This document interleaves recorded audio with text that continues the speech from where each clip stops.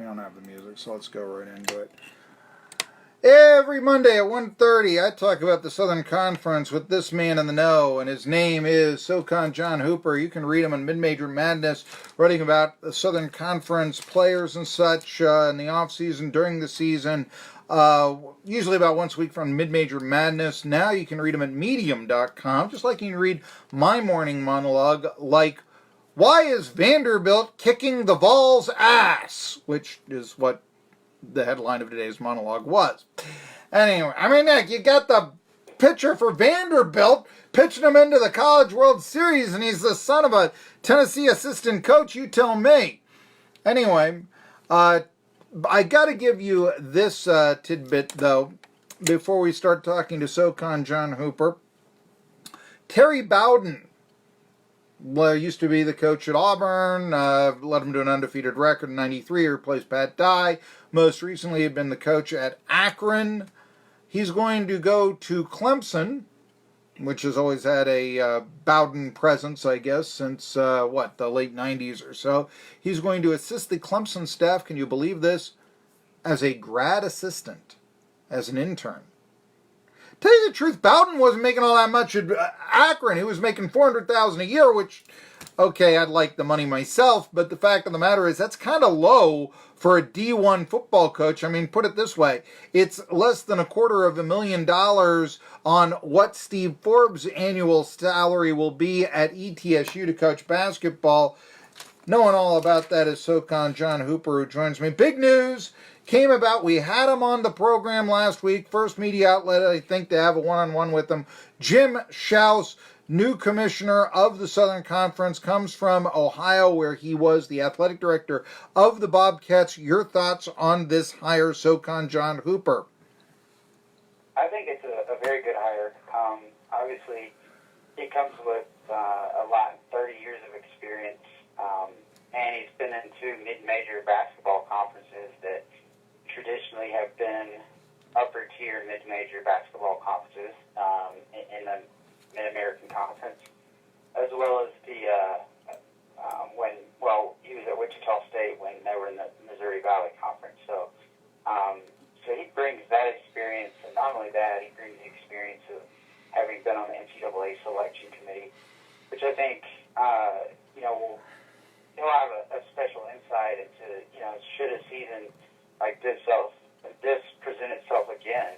I think the SoCon will be a little bit more prepared, so to speak. And, he talked about having a 5-year plan and sustainability and really trying to get to expand the broadcast market and try to get the SoCon more of a national footprint rather than just a regional one as far as, especially for basketball.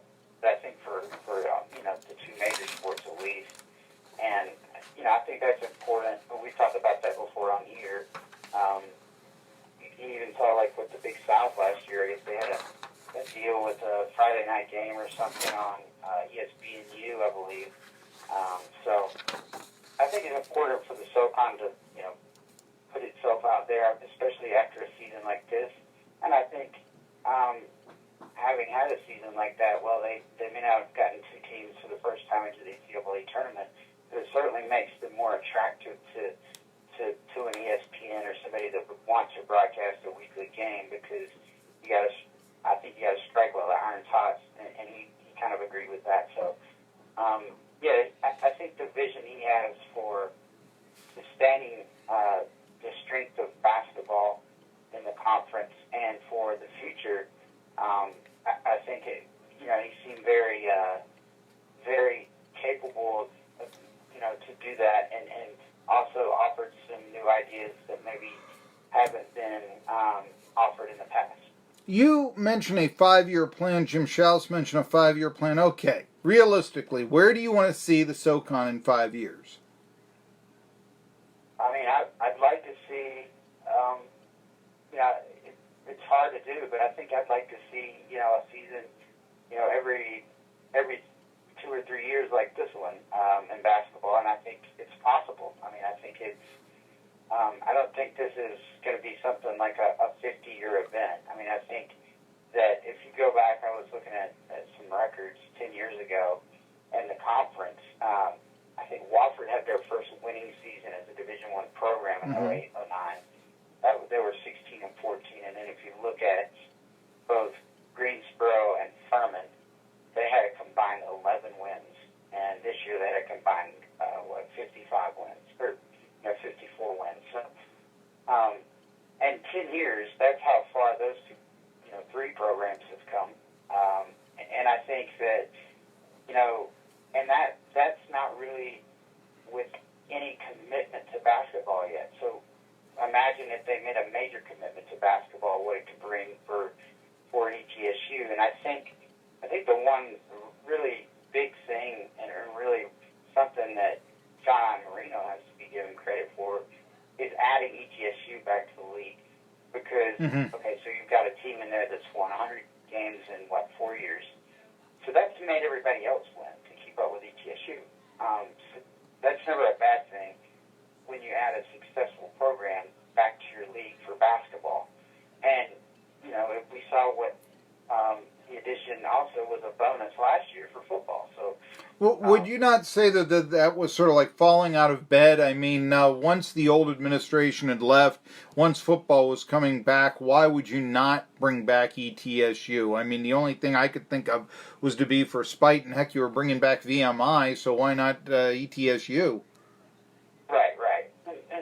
But you never know how that,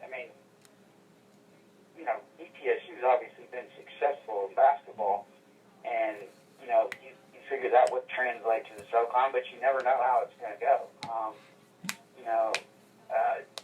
For a long time, the thought was Georgia Southern was really successful in the Trans-America Athletic Conference for a long time, and then they transitioned to the Southern Conference, and it never really translated to the type of success they had prior to that. Well, wait a minute. In football, it did, certainly. No, football it did, but I'm talking about basketball. So just because you're successful in basketball in one conference doesn't mean you'll necessarily be successful in a different conference in the same sport. Now, football, I think, is a little different. I think, especially at the FCS level, I think that you can be successful, but if you're good in one conference, I think if Kennesaw State went to pretty much any conference in the country, they would be pretty successful in football. Yeah, so, I agree. I think East Tennessee State had the right mindset when they came into the conference, and they really made a commitment to basketball when they hired Steve Forbes. Yeah. I think also hiring Richard Sanders, the AD, as well, which was where it began. We're talking to SoCon John Hooper, BinMajorMadness.com. Football, you read him on Medium.com under SoCon John 22, I believe, is your handle there at Medium. Now, talk about, a 5-year plan. Where do I want to see the Southern Conference in 5 years? Okay, this is what I want to see in 5 years. I want to start seeing 2 teams in the NCAAs. I think it's possible. I think that, 1 bid away last year, and that's number 1. Okay. I want that. Number 2, I don't like ESPN Plus. I don't, it's gotten to the point where $5 to spend on here, and I'd just rather go down to a sports bar, even if it makes more, it costs me more. At least I get to, holler at some guy next to me, tell him I'm a sports talk show host, and, drink a beer or something like that. I mean, that's sort of the way I've gotten with that ESPN Plus. I'd like some sort of Southern Conference game of the week. Now, I know it's CAA. They talked about that they're doing a whole different digital platform. Yes, I understand. We watch games on our iPhones. We watch games on our Android. We watch games online, just like we watch Hulu now. And when we want to watch the program, not necessarily at 9 on whenever. But, still live sports. There's something about it. And I just got a kick when I saw the TV listings, East Tennessee State against Creighton in a nationally televised game last year. And that's one of the things about the MAC when we had the beat writer from Athens come on and he said, you remember the MAC, they've got games that are broadcast on ESPN in prime time. Maybe it is on a Wednesday. Maybe it is on a Tuesday. Maybe we don't necessarily watch that MAC game religiously, here in Johnson City or in the Piedmont or wherever, but it's exposure. And, the MAC, now we see Northern Illinois getting nationally ranked or Western Michigan getting nationally ranked in football these days. Row the boat, right? We know this stuff now. I can remember when the SoCon had ETSU and Western Carolina in the Bob Waters era on network TV, on ESPN in primetime on a Thursday. That was a generation, a little more than a generation ago. I get it. But if you are young then, you're middle-aged now. But it has happened in the past. And State played Western Carolina on ABC. Yeah. Oh, I can recall Tim Smith's first year. And myself beginning my, absolute total criticism of Tim Smith. I'm watching in my apartment in Pittsburgh, ETSU UNCG from the Mini Dome on ESPN on a Saturday afternoon college basketball game of the day. Right. And Tim Smith attempts with 17 seconds left and 5 points down a behind-the-back pass to be fancy, commits a turnover, and I still don't know how ETSU came back without possession, 17 seconds left and down by 5. I still don't know how they came back and won the game in overtime, but they did in 2003. Look it up. But anyway, that stupid boneheaded play, and I say, are you kidding me? This guy, Tim Smith, that was on national TV. And, the thing is, even in ESPN3, when you start looking through the ESPN3 lineup and you see, oh, look, Johns Hopkins is playing someone in lacrosse, maybe you only watch it once every 2 years or 3 years, but you do. And it's awareness. You got to pay that $5, you're watching a lot of sports that nobody knows the rules to and the 30 for 30 in the hope that maybe you'll see that month your team in a Southern Conference play. I'd like to see a better TV deal as well. So that's another thing I would like to see. Obviously, I'd like to see football improve. It's at best the fourth best conference right now in the FCS. 5 years, how about a national title somewhere? Right. Knock off North Dakota State. You want to talk about what I want to see? These are things that I want to see. So I would recommend those sort of things. I would ask you before I take a break and we hear from Asian House, what are your thoughts on expanding the Southern Conference? You mentioned Kennesaw State. Supposedly the college presidents don't think it's prestigious enough academically, but it'd give you the Atlanta market for a TV deal. What do you think? Well, and this is something that I actually asked the new commissioner on Wednesday when I went to the press conference. And he said, obviously that is something that would be on the table in the future. But he said the conference has gotten to a point now to where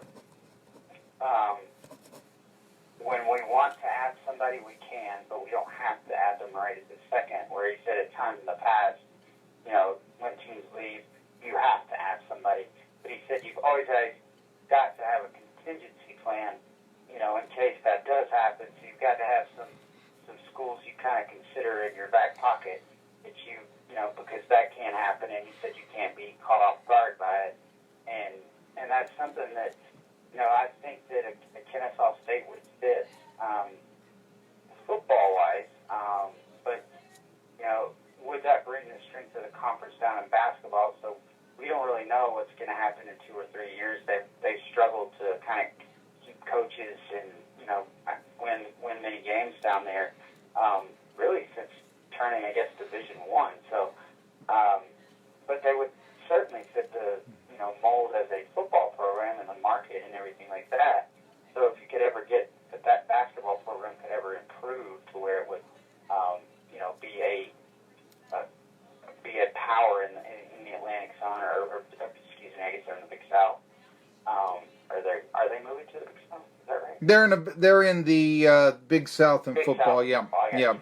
Okay, so yeah, but if they ever got to a point to where they could compete with teams on a regular basis, I think that would be a team that you could add. But there's a problem though with that, because if you add another one, that number 10 would be perfect, I think, for football. But then you have 11 in basketball, so you'd have to add another school. So you really have to add probably 2 schools and another basketball-only school if you were going to take another one for football. 11 makes kind of an awkward number for basketball, but I think that if you add one more for football, then you're going to have to add 2 more for basketball. Mm-hmm. So that could present a problem. But he said that he for the foreseeable future, he said, I'm not saying that we won't look at it in the next few years, but he said, I think we're happy with the 9 football playing members and the 10 basketball members right now. And I get that, and I also, like I asked him, and no one seems to have an answer for this, but I really do think, what are you going to do about VMI? I mean, you got to go to the key debts. You don't have to be this bad. Why are you this bad? I mean, if you got to insult them, I guess they've got a lot of guns there in Lexington, so nobody really wants to do it, I suppose. But, it's ridiculous. And I just say, how does it help the future military leaders of our country lose like that? That makes no sense whatsoever. And, they don't have to be this bad. Nobody has to be that bad. And it brings the whole conference down. I asked them, they sort of hem and haw about it.